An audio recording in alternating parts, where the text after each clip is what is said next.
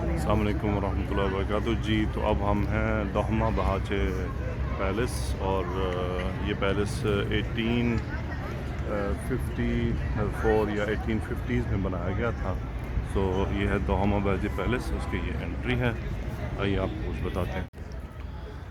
ये जिस पैलेस की एंट्री है 1843 में बनाया गया, और अब्दुल हमीद अव्वल ने बनाया था।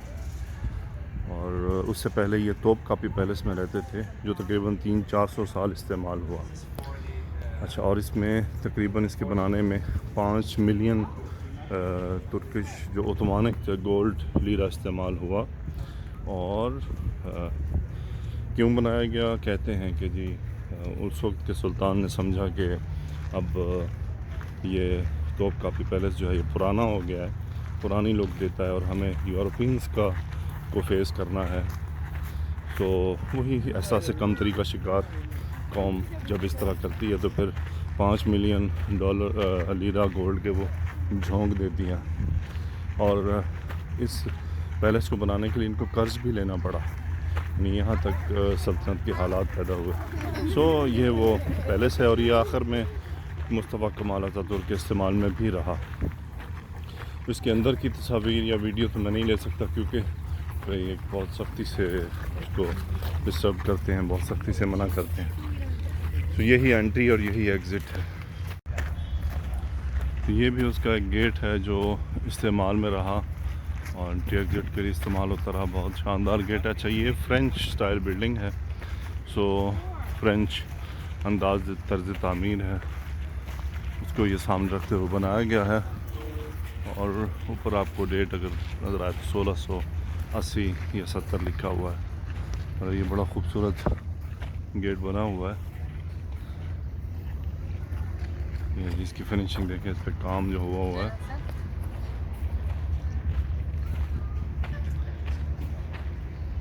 ये महल की दाखिली रास्ता है, यहाँ से महल में एंटर होते हैं, और महल में फिर वो पिक्चर्स और वो वीडियो ममनू है।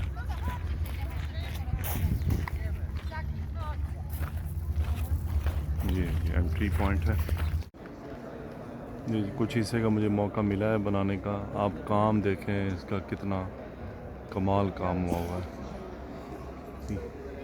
ये सुल्तान के नीचे बैठने की जगह है यहाँ पे, लेकिन आप ये इसके ऊपर काम देखें, कितना मतलब फ़ाइन काम हुआ हुआ है।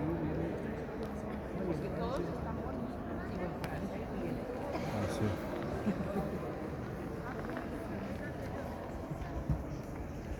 इस तरह से ये जनाब सुल्तान साहब के बैठने की जगह।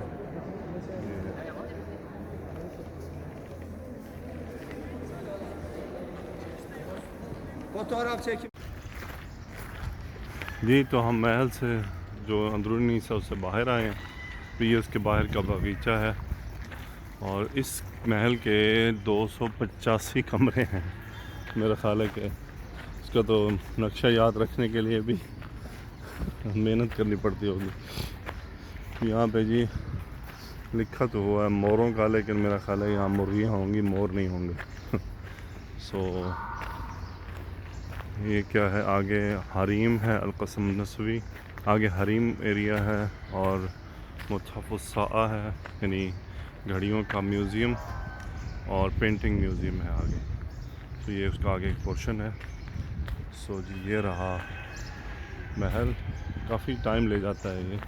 अभी इसके हम अगले हिस्से की तरफ जा रहे हैं। ये जी इनका हरीम पोर्शन है। हरीम पोर्शन से मुराद ये है कि यहाँ पे इनके सुल्तानों की जो फैमिली एरिया, तो ये फैमिली एरिया यहाँ से डिवीज़न था, यानी ये इससे पीछे जो इनका मेल एरिया था जहाँ पे हुकूमती निज़ाम, और ये फिर इनका फैमिली एरिया था। यहाँ पे लिखा हुआ है ना अलक़स्म नस्वी और मुतहफ़्फ़ुस्सात। तो यहाँ पे घड़ियों का वो म्यूज़ियम भी है, यहाँ पे इनकी जो घड़ियाँ इस्तेमाल करते थे वो मौजूद है। सो है तो ये खूबसूरत बना हुआ। यहाँ पे हरीमें इनकी घूमती होंगी क्योंकि माशाल्लाह एक सुल्तान का 4 से तो काम पे रुकता नहीं था। चल बहरहाल कुछ कहते कहते मैं रुक गया। बहरहाल ये एक यहाँ पे खूबसूरत एहसास है एक बागीचे का।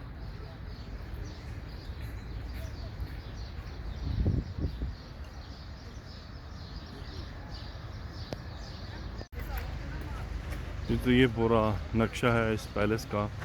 और इस पैलेस में अभी हम ख़वातीन वाले पोर्शन में गए।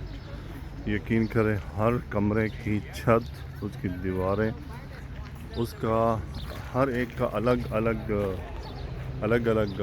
वो था डिज़ाइनिंग। और क्या कमाल डिज़ाइनिंग थी। यानी एक दफ़ा तो बंदा देख के हैरान हो जाता है। और उसके जो कर्टन और जो सोफ़ा सेट और बेड, हर चीज़ की उन्होंने एक यानी बहुत खूबसूरत कॉम्बिनेशन थे। और जो छतों और दीवारों पर काम हुआ था वो तो मतलब कमाल था। मैं ये सोच रहा था कि ये कितना इन्होंने 5 मिलियन गोल्ड लीरा उस वक्त इसमें झोंक दिया। सब मर गए, कोई ज़िंदा नहीं रहा। जिसने बनवाया वो भी गए, जो इसमें रहे वो भी गए। सो जब मरना ही है तो इतना क्यों, सोचने की बात है। जब आनी मौत है, इतना बड़ा पैलेस और इतना पैसा कौम का ज़ाय किया, और उसके बाद फिर उम्मत का हाल भी देखा आपने कि कहाँ पहुँच गए। अभी भी जिन जिन कंट्रीज़ में ये है, अभी तो वो लगा रहे हैं, जैसे अरब कंट्रीज़ हैं, खलीजी ममालिक हैं, उनके महल भी कम नहीं हैं। लेकिन मैं ये कह सकता हूँ कि अभी जो मैंने महल देखा, शायद इसके मुकाबले में अभी भी बनाना एक मुश्किल काम है। यकीन करें, अंदर एक एक कमरा, एक एक चीज़ बहुत ही खूबसूरत थी। आप उससे अंदाज़ा लगा सकते हैं। जो बीच में एक छोटा सा मैं क्लिप बना पाया, उसको आप देखिएगा, उसकी छत पर गौर कीजिएगा, कैसा काम हुआ हुआ। वैसा ही काम हर कमरे में हुआ।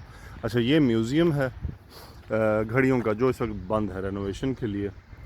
तो यहाँ से अब हम बाहर की तरफ जाएंगे। लेकिन ये इसी महल की दीवारें हैं कि आप हाइट्स अगर आप चेक करें कितनी बुलंद दीवारें हैं। जी, चलें, इंशाल्लाह अगली वीडियो में मुलाकात होती है।